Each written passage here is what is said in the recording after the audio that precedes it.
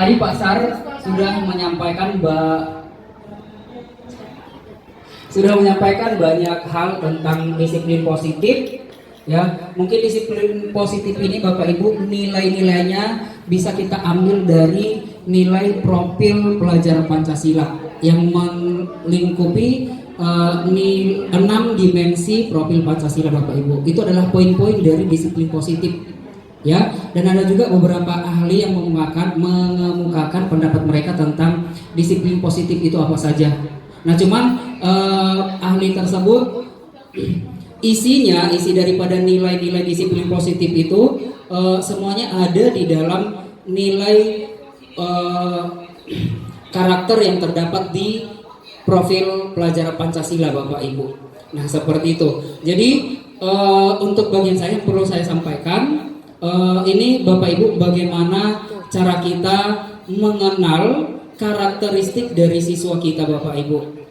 Ya, terutama dalam menyelesaikan masalah yang ketika siswa lakukan, ya, kemudian ditangani oleh beberapa guru Bapak Ibu atau bahkan oleh kita sendiri Bapak Ibu.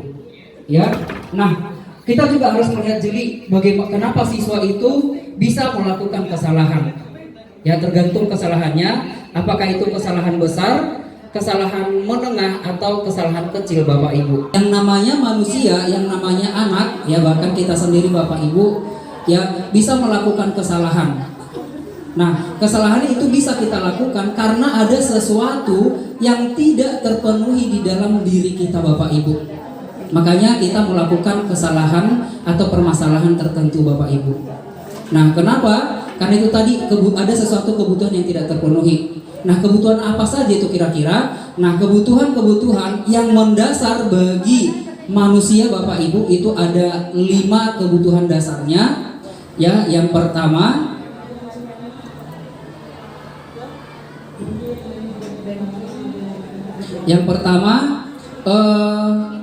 kebutuhan dicintai, ya, itu yang pertama, kebutuhan dicintai atau boleh kebutuhan mendapat kasih sayang Bapak Ibu.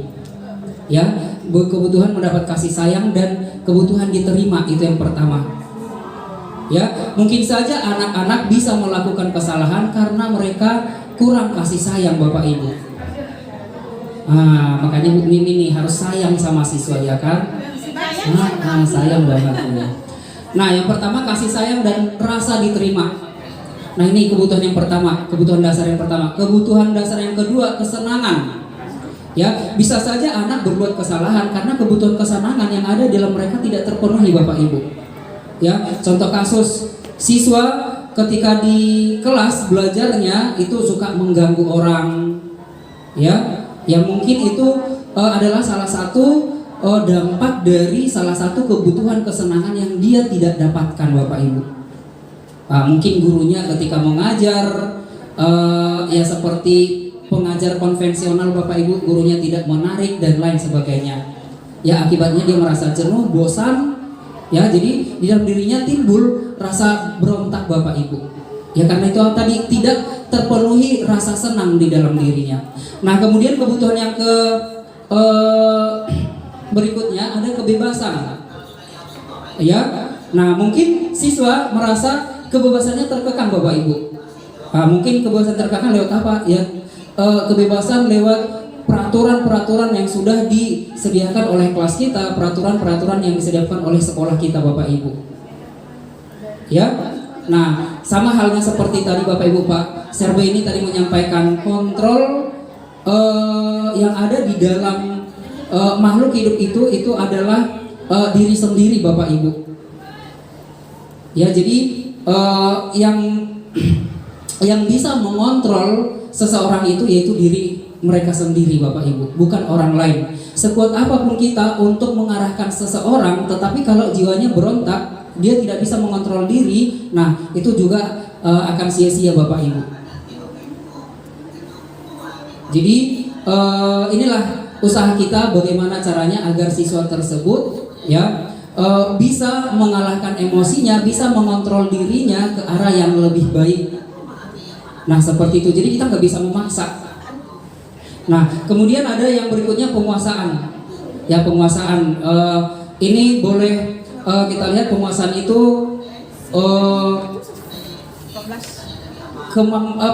kemampuan mereka, ya, di mana mereka ingin menunjukkan dirinya bahwa dirinya bisa. Nah, itu tentang penguasaan atau kekuasaan Bapak Ibu. Dan yang terakhir itu kebutuhan dasar bertahan hidup. Nah, ini adalah kebutuhan dasar yang terakhir bertahan hidup. Yang namanya manusia itu pasti punya rasa ingin bertahan hidup Bapak Ibu. Ya, ini kalau bertahan hidup ya lewat makanan, ya berarti mereka untuk bertahan hidup harus makan Bapak Ibu. Nah, jadi kita harus memperhatikan dulu ini kebutuhan dasar daripada manusia untuk menyelesaikan masalah seseorang. Jadi kita nggak boleh bertindak secara langsung menghukum dan lain sebagainya untuk memberikan efek jerah agar si anak berubah, tidak. Nah, jadi nanti ada beberapa posisi seorang guru ketika dalam menyelesaikan masalah Bapak Ibu. Ada yang dikenal namanya dengan kontrol atau posisi kontrol guru Bapak Ibu. Nah, di sini ada 5 posisi kontrol guru untuk menangani masalah-masalah yang dilakukan oleh siswa. Yang pertama itu kontrol penghukum Bapak Ibu. Nah, biasanya ciri-ciri guru yang berada di posisi penghukum ini pasti bicaranya dengan nada kuat, keras, membentak, marah. Ya. Nah, misalnya siswa terlambat, kita panggil terus kita marah Bapak Ibu. Nah, itu adalah posisi kita ketika menangani masalah dengan posisi sebagai penghukum Bapak Ibu. Nah, kalau kita memberikan posisi sebagai penghukum ini, ya, apakah Bapak Ibu merasa yakin sudah berhasil ketika melakukan posisi sebagai penghukum untuk menangani masalah siswa Bapak Ibu? Anak terlambat, langsung kita suruh lapangan keliling sebanyak 2 kali, bahkan ada yang sampai 5 kali, di push up dan lain sebagainya Bapak Ibu. Apakah posisi seperti itu ketika menyelesaikan masalah bisa berhasil membuat anak berubah? Oke, tidak, ya. Bahkan mungkin malah yang lebih banyak itu efek atau dampak negatif yang diterima siswa. Kenapa? Karena dengan posisi hukuman yang kita berikan kepada siswa itu sangat membekas di dalam dirinya, bisa menimbulkan rasa sakit hati, ya, dendam dan lain sebagainya Bapak Ibu. Ya, efeknya bukan ke jangka pendek, jangka menengah, ini bisa efeknya ke jangka panjang. Ya, mungkin kita juga bisa merasakan seperti itu ketika kita sekolah, sampai sekarang itu kita ingat Bapak Ibu. Ya, nah itu posisi sebagai penghukum. Nah, kedua sebagai pemantau. Ini juga sama, menyelesaikan masalah siswa. Nanti posisinya memberikan hukuman, tetapi hukumannya sifatnya kita pantau, kita amati terus siswanya, apakah melakukan hal yang benar atau tidak. Ya, misalnya dia terlambat, kita kasih PR, ya, membaca kalau Kristen membaca Alkitab, gitu ya. Kalau yang Islam membaca ayat Qur'annya. Nah, seperti itu. Kemudian ketika kita memberikan hukuman seperti itu kepada siswa, kita mengawasi anak tersebut, apakah beliau melakukan hukumannya atau tidak. Jadi kita pantau dari awal sampai akhir Bapak Ibu. Nah, itu kalau posisi di pemantau. Kemudian yang ketiga ada posisi di teman. Ini juga paling banyak sering kita lakukan, ya. Ketika menghadapi siswa yang bermasalah, kita bertindak seolah-olah kita teman bagi siswa. Ya. Nah, merasa dekat kepada siswa. Ya. Nah, yang ternyata ya setelah kami pelajari ini efeknya juga tidak terlalu baik kepada siswa. Kenapa? Karena nanti ini bisa membuat siswa menjadi mengulang kesalahannya. Kenapa bisa mengulang kesalahannya? Nanti ada ibu ini kok yang membela saya, yang membantu saya. Ada bapak ini kok yang membantu saya. Nah, seperti itu kalau ketika kita posisinya sebagai teman Bapak Ibu. Nah, kemudian ada yang berikutnya, penghukum tadi sudah. Nah, pembuat rasa bersalah Bapak Ibu. Pembuat rasa bersalah ini nada bicaranya rendah, tidak emosi, tetapi kata-kata atau ucapan yang disampaikan oleh kita sebagai guru itu nanti malah membuat siswa merasa down, merasa bersalah. Oh iya ya. Nah, efeknya juga tidak terlalu bagus bagi siswa kita Bapak Ibu. Karena nanti bisa mengakibatkan siswa benar-benar merasa terjatuh begitu, merasa bersalah sekali. ya, atau boleh kayak merasa berdosa sekali gitu Bapak Ibu. Nah ini mungkin dengan pertanyaan apa ya, apakah kamu misalnya nih ada siswa berbuat salah atau siswanya terlambat, kamu nggak kasihan melihat saya nanti marah sama kepala sekolah melihat kamu terlambat terus ketika kita yang menangani masalah siswa tersebut. Nah itu kan ketika kita mengucapkan seperti itu bisa membuat siswa tersebut merasa bersalah Bapak Ibu. Ya itu kalau posisi kita sebagai pembuat rasa bersalah. Dan yang terakhir posisi manajer Bapak Ibu. Nah yang diharapkan posisi kita dalam menangani siswa itu posisinya di posisi terakhir, manajer Bapak Ibu. Seperti apa posisi manajer ini Bapak Ibu?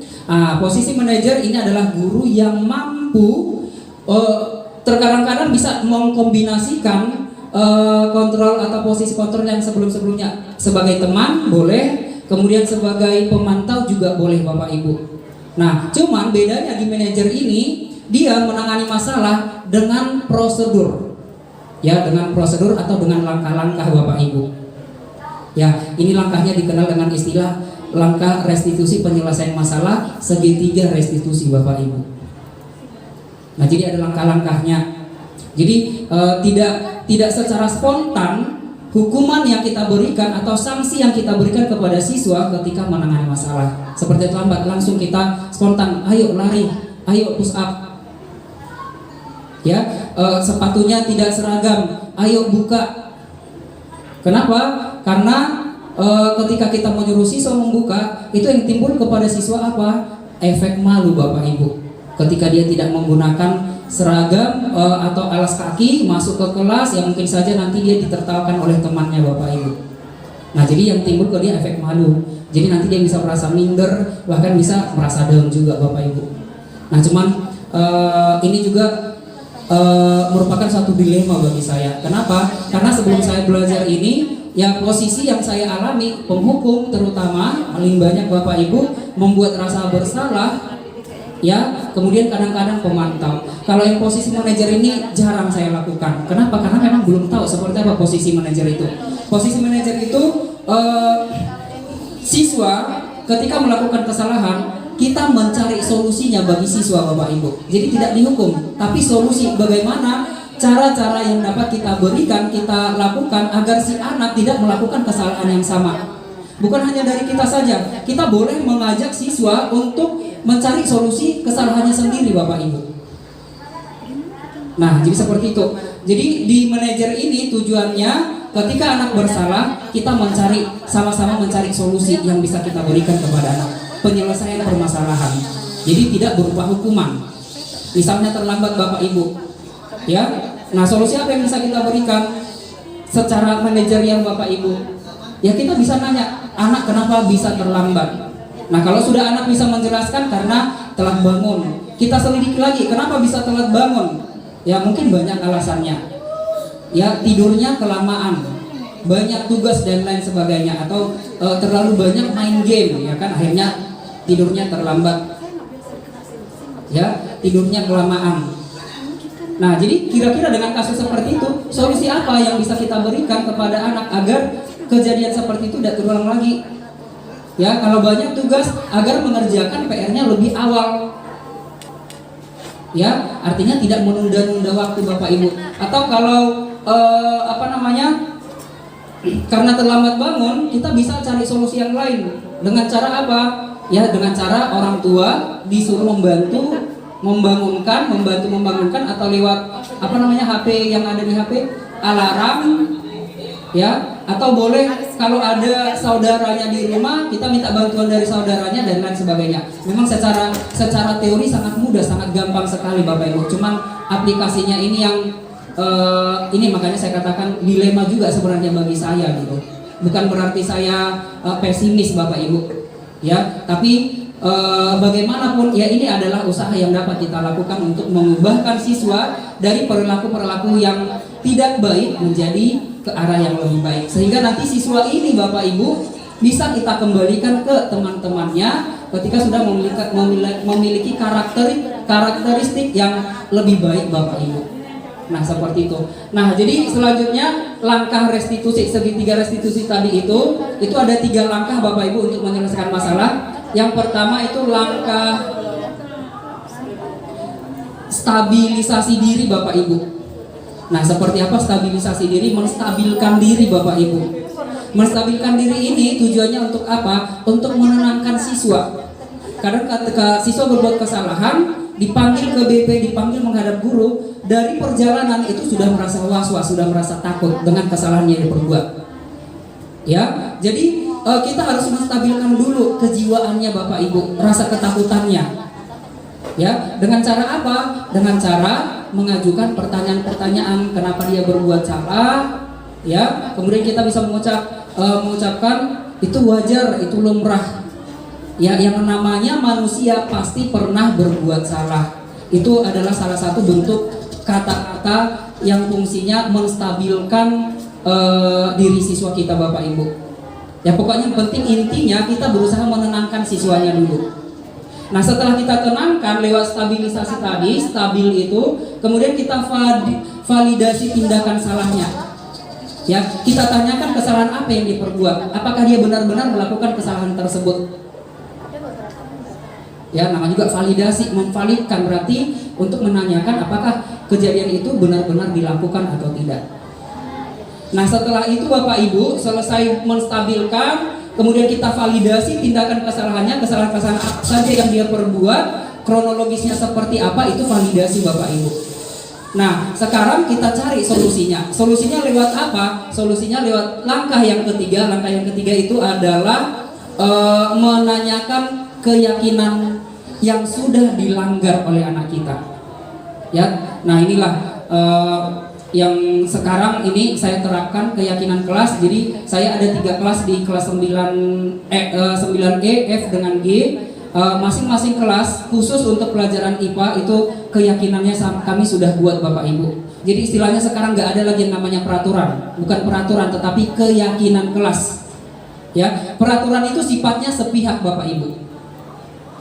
Tapi kalau keyakinan dibuat itu untuk kesepakatan bersama antara guru, siswa dan pihak sekolah, semuanya ikut berpartisipasi Bapak Ibu. Jadi tidak satu pihak saja. Kalau kita biasanya umumnya peraturan-peraturan yang kita berikan kepada siswa itu sepihak dari sekolah saja kepada siswa. Ya, itulah bedanya dengan keyakinan. Kalau keyakinan sama-sama kita buat kesepakatannya apa, kemudian setelah disepakati, itulah yang akan dilakukan atau diaplikasikan baik siswanya ataupun gurunya, Bapak Ibu. Karena siswa juga berhak melakukan mau minta sesuatu dari gurunya. Misalnya mereka ingin gurunya pembelajarannya menyenangkan, interaktif Bapak Ibu. Itu hak mereka Bapak Ibu.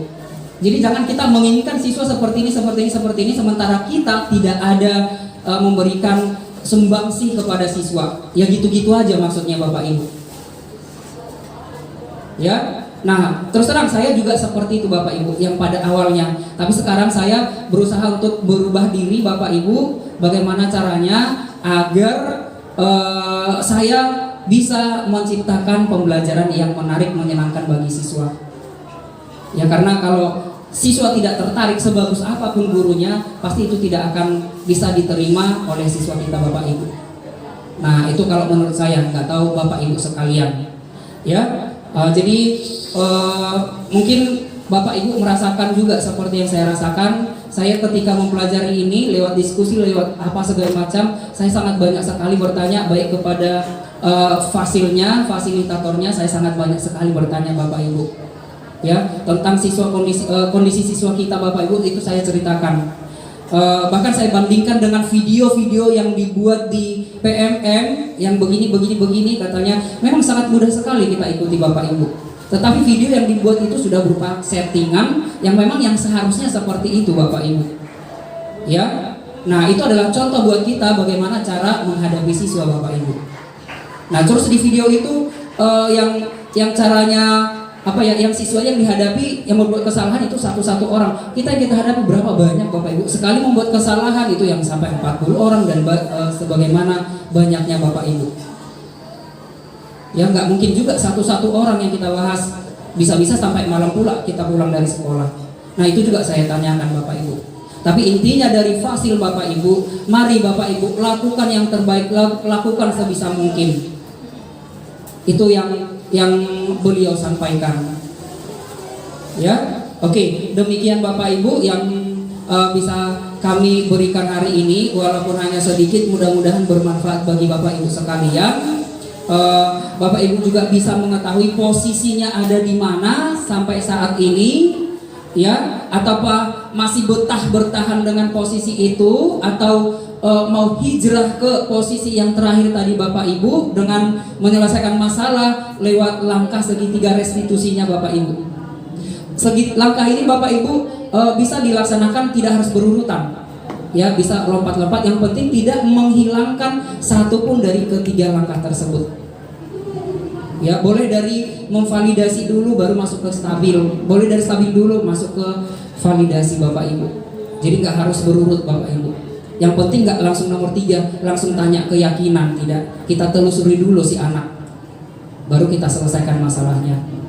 Nah setelah tahu masalahnya apa, mari sama-sama mencari solusinya seperti apa. Bukan hukuman yang kita berikan kepada siswa. Nah makanya ketika guru-guru nih mengenai anak kita yang bermasalah, yang ada guru ngebet sekali untuk cepat-cepat memindahkan siswa kita, mengeluarkan siswa kita, ya, terkadang saya setelah mempelajari ini bertentangan, sangat bertentangan sekali. Tetapi ya kadang juga kita ada rasa rasa jenuh juga menghadapi siswa yang tidak menurut saya nggak ada perubahannya seperti itu kan, ya berulang terus, ya akhirnya ya udahlah daripada repot, ya kan. Ya tapi mohon kalau bisa mari sama-sama kita melaksanakan. Saya mengajak Bapak Ibu untuk bisa melaksanakan ini agar tercipta disiplin positif bagi anak-anak kita yang nantinya menjadi budaya positif di sekolah kita Bapak Ibu. Itu harapan besar kami. Cukup sekian dan terima kasih. Silakan aku bertanya.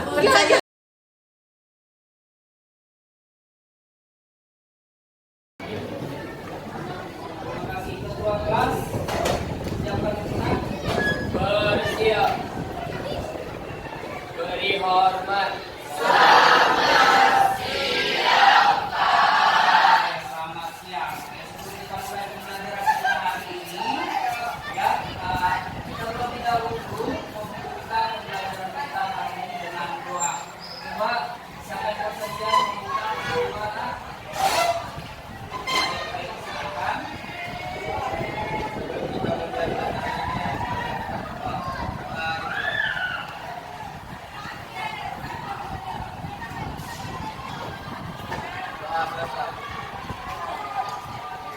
Baik, terima kasih buat Pak Ibu yang sudah membuka pembelajaran kita dengan doa, yang nanti juga akan kita tutup dengan doa. Nah, sekarang ya kita akan membuat kesepakatan kelas yang nantinya akan menjadi keyakinan kelas, ya, atau yang kalau dulu kami kenal itu dengan istilah peraku.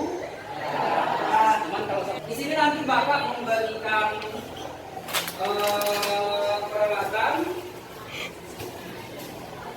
peralatan yang Bapak bagikan nanti kami gunakan untuk menyampaikan berupa tulisan kira-kira keyakinan apa yang nantinya akan kita sepakati di dalam kelas kita. Nah, keyakinan ini akan kita pakai untuk hari ini dan seterusnya ketika masuk pelajaran IPA. Ini Bapak membagikan kertas sticknote.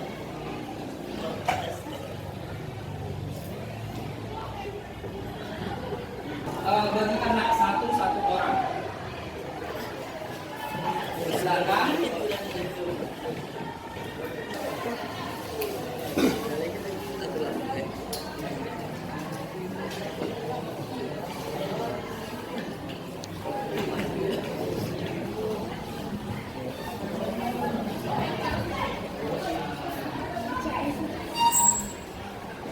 Ini nanti berlaku untuk kita semua yang berada di dalam kelas kita ini, ya. Nah, keyakinan ini tidak hanya mencakup untuk siswa saja, tidak. Kamu juga boleh membuat keyakinan untuk gurunya, kesepakatan untuk gurunya. Ya, contohnya gurunya pembelajarannya harus menyenangkan, interaktif dan lain sebagainya. Ya, tidak cukup hanya untuk kita, tetapi harus dari kedua belah pihak, baik dari gurunya ataupun dari muridnya. Oke.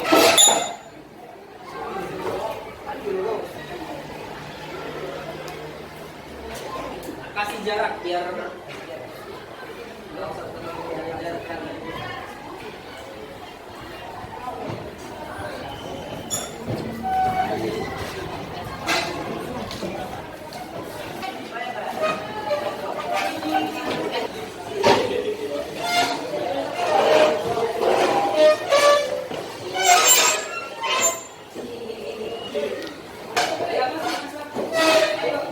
kalau ada kalimat yang bersifat negatif. Seperti apa kalimat yang bersifat negatif? Itu kalimat yang mengandung kata jangan, tidak, dilarang. Nah, itu harus kita ubah kalimatnya menjadi kalimat yang positif, yang tanpa mengandung ketiga kata yang Bapak sebutkan tadi. Nah, seperti kesepakatan yang pertama Bapak bacakan tadi, ya, itu sudah tepat, itu sudah benar. Ya, kemudian ada menyimak guru saat jam pelajaran. Ya, artinya kalau menyimak, memperhatikan, mengamati gurunya saat menjelaskan. Ya, oke, boleh. Kemudian ada mendengarkan saat guru menjelaskan. Menyimak, mendengarkan kan itu sama. Nanti kita buat menjadi satu poin. Nah, inilah kesepakatan yang harus kita laksanakan. Kita lakukan setiap hari. Baik. Ya, terima kasih buat peran serta dari anak-anak Bapak yang sudah membuat atau menuliskan kesepakatan yang